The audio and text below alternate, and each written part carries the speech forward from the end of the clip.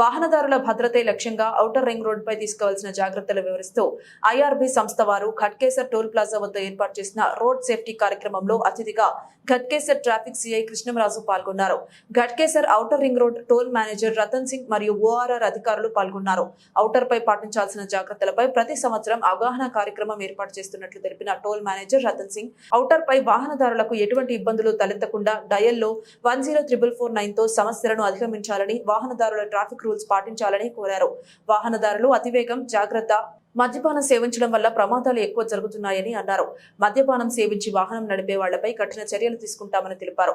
Outer ring road project head colonel Girishwar, Sudheer Kumar, Akhil Singh, Ramesh Babu, Anil John, Ratan Pratap Singh, Manohar Patel తదితరులు పాల్గొన్నారు.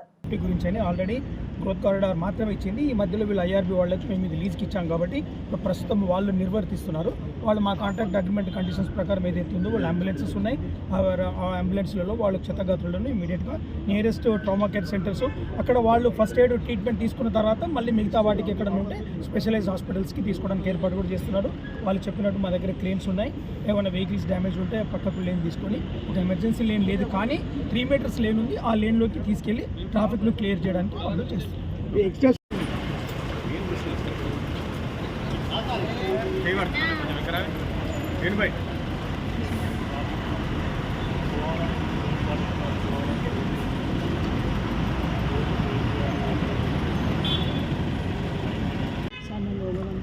Outer ring రోడ్లో ఎప్పుడైనా యాక్సిడెంట్ జరిగినప్పుడు ఇమీడియట్గా 1449 అని ఒక టోల్ ఫ్రీ నెంబర్ ఉంటుంది. ఆ టోల్ ఫ్రీ నెంబర్ కాల్ చేసిన వెంటనే ఒక కమాండ్ సెంటర్ ఉంటుంది మనకి, అది మనగ్రామగూడ ఏరియాలో ఉంది. అక్కడ నుంచి ఇమీడియట్గా వితిన్ 1 మినిట్లో మా పెట్రోలింగ్ వెహికల్కి వస్తుంది. ఆ పెట్రోలింగ్ వెహికల్ నుంచి డైరెక్ట్గా వితిన్ 20 మినిట్స్లో మా ఇన్సిడెంట్ ఎక్కడైతే ప్రమాదం జరిగిందో అక్కడికి వచ్చి మా టీం ఉంది, మా పెట్రోలింగ్ టీమ్, వాళ్ళు అటెండ్ చేస్తారు. ఇష్యూస్ ఉన్నాయి కదా సార్, ఇప్పుడు హైవే మీద పెట్రోల్లో డీజిల్ అయిపోయింది అనుకో, వాళ్ళకి ఏమైనా హెల్ప్ చేయగలుగుతారా మీరు?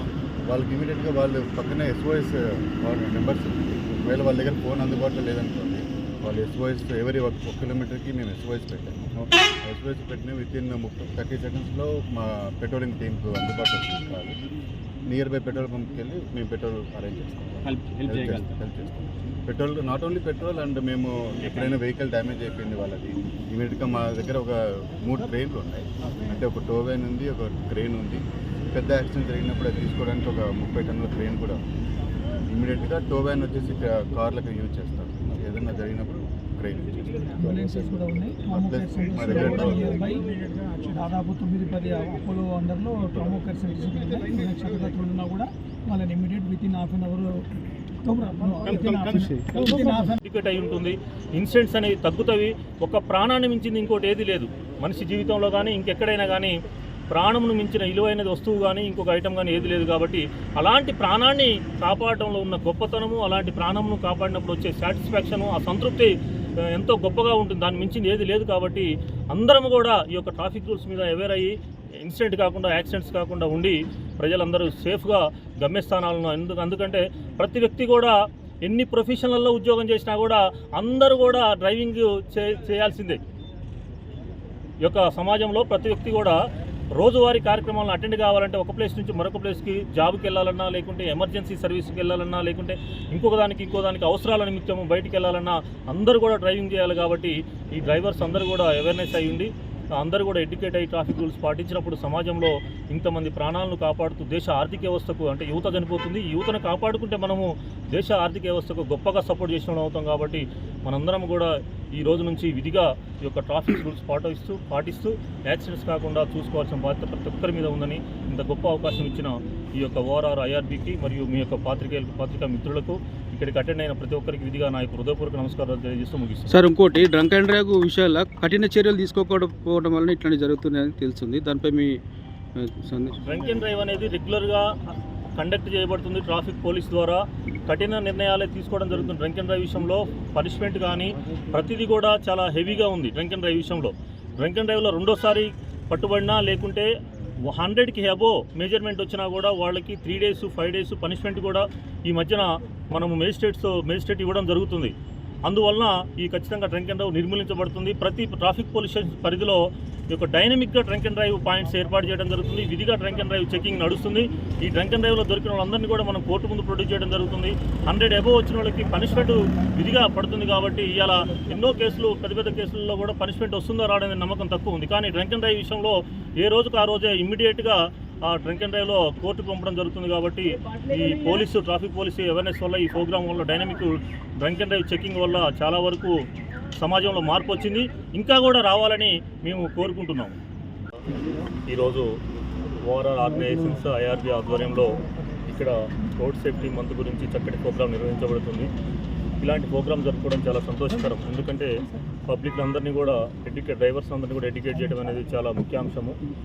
ప్రతిరోజు మనం చూస్తుంటే న్యూస్ పేపర్స్ కానీ, ఎలక్ట్రానిక్ మీడియా, ప్రింట్ మీడియా, ప్రతిరోజు మనం చూస్తే టీవీ పెట్టగానే లేదా ఉదయం పేపర్ రాగానే ఫలానా దగ్గర యాక్సిడెంట్, కొన్ని 2-3 చనిపోవడం జరుగుతుంది. లేదా మెయిన్ యాక్సిడెంట్ తీసుకుంటే కొన్ని 10 మంది, 5 మంది అట్లా చనిపోవడము, ఎంతోమంది క్షతగాత్రులు కావడం జరుగుతుంది. ఒక వ్యక్తి చనిపోతే ఆ కుటుంబానికి ఆధారపడిన ఆ కుటుంబం మొత్తం కూడా రోడ్డు పాలవుతుంది, వీధిన పడిపోతుంది. అలాంటి ఎన్నో కుటుంబాలు ప్రతిరోజు కూడా ఎన్నో రకాల ఇబ్బందులకు గురవుతున్నాయి. అంటే ఒక కుటుంబంలో ఎక్కువగా యాక్సిడెంట్ వల్ల చనిపోయేది కూడా యువకులు ఎక్కువగా చనిపోతున్నారు. అంటే కుటుంబం మొత్తం కూడా యువకుల మీద ఆధారపడి ఉంటుంది. ఒక యువకుడు లేదా ఇంటికి పెద్ద మనిషి చనిపోవడం వల్ల ఆ కుటుంబం మొత్తం కూడా ఇబ్బందికి, ఆర్థికంగా అనేక రకాలైన ఇబ్బందులకు గురయ్యే అవకాశం ఉంది. అంటే ప్రతిరోజు కూడా మనం ఈ విధంగా ఆలోచిస్తే కొన్ని కుటుంబాలు మొత్తం కూడా ప్రతిరోజు ఎటువంటి ఆధారం లేకుండా రోడ్డు మీద పడిపోవడం జరుగుతుంది. అని మనం ఒక సంవత్సరంలో చూసుకుంటే సుమారుగా 1,40,000 వరకు ప్రాణాలు కోల్పోవడం జరుగుతుంది యాక్సిడెంట్ వల్ల. ఇంతమంది కుటుంబాలు యొక్క ఎటువంటి ఆధారం లేకుండా ఎన్నో రకాలైన ఇబ్బందులకు గురవుతున్నాయి. ఇది మేజర్గా యాక్సిడెంట్ అనేది మానవ తప్పిదం వల్లనే జరుగుతుంది. జరిగే 100 యాక్సిడెంట్లో 99 యాక్సిడెంట్లు కూడా మానవ తప్పిదం వల్లనే జరుగుతున్నవి. 1% మాత్రమే మెకానికల్ డిఫెక్ట్స్ కానీ, ఇంకా అనేక కొన్ని రకాలైన కారణాల వల్ల, అంటే మెకానికల్ డిఫెక్ట్స్ అంటే బ్రేక్ ఫెయిల్ కావడం కానీ, లేదా టైర్ బరస్ట్ అవడం కానీ, ఇంకా కొన్ని రకాల కారణాల వల్ల జరుగుతున్నాయి. 99% జరిగే ఈ ప్రమాదాలను మనము ట్రాఫిక్ రూల్స్ను ఫాలో అయ్యి మనం తెలుసుకొని ఫాలో అవుతే నిర్మూలించడం జరుగుతుంది, తగ్గించడం జరుగుతుంది 99% యాక్సిడెంట్లను. ఇవన్నీ కూడా మానవ తప్పిదం వల్లనే జరుగుతున్నవి. ఫర్ ఎగ్జాంపుల్ మనం తీసుకుంటే హెల్మెట్ పెట్టకపోవడము, సీట్ బెల్ట్ పెట్టుకోకపోవడము, rash driving, negligence driving, opposite driving, drunk and driving, cell phone driving, triple riding, ఇలాంటివి అన్నీ తెలిసినవే. మనం ఇవి చేయకూడదు. మనం ప్రతినిత్యం కూడా ప్రతి ఒక్కరు కూడా డ్రైవింగ్ చేసేటప్పుడు సెల్ ఫోన్ మాట్లాడదని మనకు తెలుసు. కానీ మనం ఆటోమేటిక్గా క్యాజువల్గా సెల్ ఫోన్ మాట్లాడేస్తాం. సెల్ ఫోన్ మాట్లాడటం కానీ, లేదా తాగి డ్రైవింగ్ చేయడం వల్ల కానీ, ట్రిపుల్ రైడింగ్ చేయడం వల్ల కానీ డ్రైవర్కి ఇన్కన్వీనియన్స్ ఉంటుంది. ట్రిపుల్ రైడింగ్ చేసినప్పుడు సెల్ ఫోన్ మాట్లాడేటప్పుడు కూడా ఏకాగ్రత ఉండదు డ్రైవింగ్ మీద. ఆ విధమైన సందర్భాల్లో యాక్సిడెంట్ జరగడానికి అవకాశం ఎక్కువగా ఉంటుంది. సేఫ్ డిస్టెన్స్ పాటించకపోవడము, ఒక వెహికల్కి మరొక వెహికల్కి మధ్య మినిమం ఇంత డిస్టెన్స్ అనేది మెయింటైన్ చేయాలి. మనం యాక్సిడెంట్ కాకుండా ఉండాలంటే ముందు ఉన్న వెహికల్ను మన వెహికల్ తగలకుండా ఏదైనా అనుకొని యాక్సిడెంటల్ సమయాల్లో కానీ, ఇంకా అనేక రకాలైన పరిస్థితులలో యాక్సిడెంట్ కాకుండా ఉండాలంటే ఒక మినిమం డిస్టెన్స్ ఉంటుంది. దాన్ని మెయింటైన్ చేయడము, ఇవన్నీ చేయకపోవడం వల్ల యాక్సిడెంట్స్ అవుతున్నవి. అందువల్ల ప్రతి ఒక్కరు కూడా ట్రాఫిక్ రూల్స్ విధిగా ఫాలో అవ్వాలి. మనతో పాటు మనం నేర్చుకొని, ఇప్పుడు మన ఇంతకుముందు మన జోసఫ్ ఇన్స్పెక్టర్ గారు చెప్పినట్టు సమాజానికి ఒక వెన్నెముక కుటుంబం నుంచే సమాజం అనేది ఏర్పడుతుంది. కుటుంబం నుంచే గ్రామం నుంచి మండలము, జిల్లా, ఇట్లా రాష్ట్రము, దేశం ఏర్పడుతుంది. కాబట్టి అన్నిటికీ కూడా మూలము కుటుంబం. కాబట్టి కుటుంబంలో ఉన్న తల్లిదండ్రులు, పెద్దలు పిల్లల్ని ఎప్పుడైతే ఎడ్యుకేట్ చేస్తారో అప్పుడు అనేవి యాక్సిడెంట్స్ 100% నిర్మూలించబడతాయి, తగ్గించబడతాయి. పిల్లల్ని మన కుటుంబంలో మన పిల్లల్ని మనము ఎడ్యుకేట్ చేయాలి. అంటే ఎప్పుడు ఎడ్యుకేట్ అవుతారు పిల్లలు? మనము రూల్స్ ఫాలో అవుతూనే మన పిల్లలు ఎడ్యుకేట్ అవుతారు. కానీ మనం హెల్మెట్ పెట్టుకోకుండా మన పిల్లలకి నువ్వు హెల్మెట్ పెట్టుకోవాలి అని అంటే, పెద్దయినాక నువ్వు హెల్మెట్ పెట్టుకొని నడపాలి, నువ్వు సీట్ బెల్ట్ పెట్టుకొని నడపాలి అంటే కుదరదు. కాబట్టి మనం ఎప్పుడైతే కుటుంబంలో ఒక పెద్దగా ఉన్న కుటుంబాన్ని పోషించే వ్యక్తిగా మనం రూల్స్ ఫాలో అవుతామో, మనం బయటికి వెళ్ళేటప్పుడు హెల్మెట్ పెట్టుకొని పోవాలి. మనం కారు తీసినప్పుడు సీట్ బెల్ట్ పెట్టుకోవాలి. మనము డ్రైవింగ్ చేసేటప్పుడు డ్రంక్ అండ్ డ్రైవ్ చేయకుండా, తాగి బండి నడపకుండా ఉండాలి. ఇవన్నీ కూడా కుటుంబం మూలం. కాబట్టి సమాజానికి కుటుంబంలో ఇవన్నీ ఎడ్యుకేట్ అయిపోతే పిల్లలు ఖచ్చితంగా